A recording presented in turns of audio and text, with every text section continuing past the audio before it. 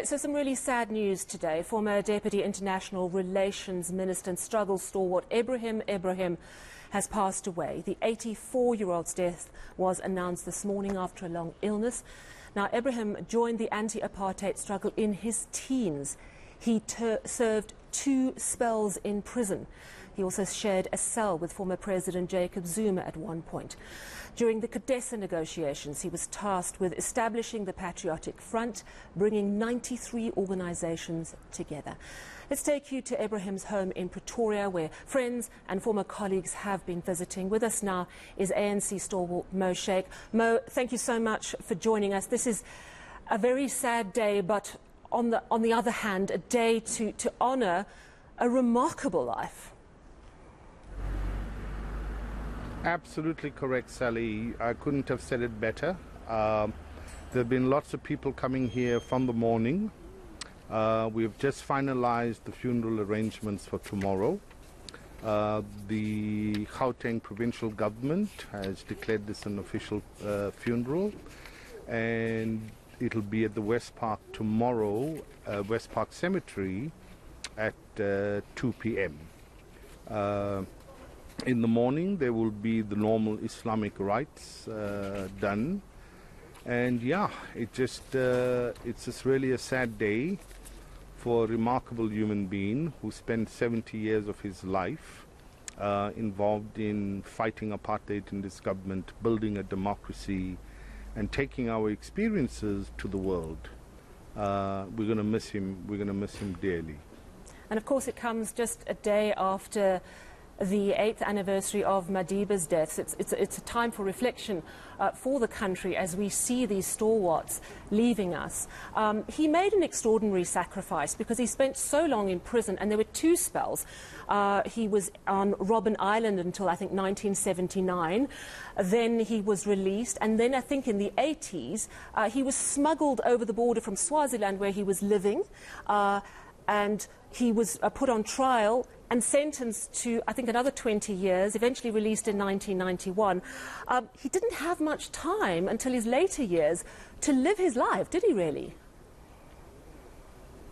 Indeed, and I think one of the most remarkable things is that he met Shannon Fields, and they married about 16, 17 years ago, and I had the honor of being his best man at that wedding. From that union came 2 wonderful children, Sarah and Caden, and they are both of a very young age. Sarah little more than 14, perhaps 15, and Caden around about 13. So we've been here with them, taking them through the rituals of the funeral. They are demonstrating remarkable strength. But you can see that it's affected the family deeply. But we're also just glad that Ibrahim had this opportunity to have in the latter years of his life a wonderful family life. Yeah, absolutely. And it sounds that he really made up for lost time and a very loving family and sharing lots of time with his wife and his children. Talk to me about your connection with him. I think because he was in his 80s, I would imagine a lot of people in the struggle would have heard about him but not met him because he was in prison. When did you first meet him? And I understand that there's quite a crazy crossover in the mid-80s. I wonder if you could tell us about that.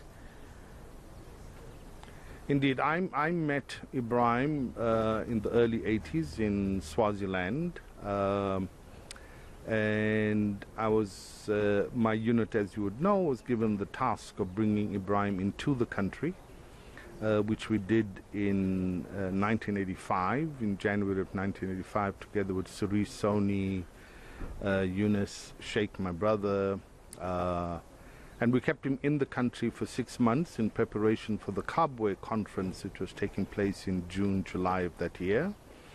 And then, of course, we were detected, and I had to get detained, and Ibrahim, with the help of our unit and other units headed by Praveen Gordon, he escaped. And then, unfortunately, he was captured in December of 1986 in Swaziland. at a time in which the apartheid killing machine was highly operative in that part of the world. He was captured, brought back into the country, and he was then charged for treason, and then he was sentenced again. However, as you would know, his lawyers took the matter to court, and because it was an international abduction, the court released him. And he was released, and it happened at the time when the ANC was also unbanned. And since then, Ibrahim has been free in the country and got involved in the negotiation process, the convening of the Patriotic Front. And this made a remarkable contribution to our democracy and to the internationalization of South Africa's peace process. We also know that he endured terrible torture, was a really brave man, known for being very gentle. I wonder if you could perhaps share some more personal memories, being so close to him. I was reading that for his 84th birthday in July this year, he had a bit of a Zoom party where a lot of people attended. Talk to me about his later years and his character. Well, Ibrahim was indeed a very gentle soul and a very gentle person, and I was always envious of the fact that no matter how stressful things got around us, and I always tended to lose my cool, he was someone who would just stay remarkably calm through whatever crisis we had. But that is the character of the generation of the Mandelas and the Ibrahims and the Kathradas and the Sisulus.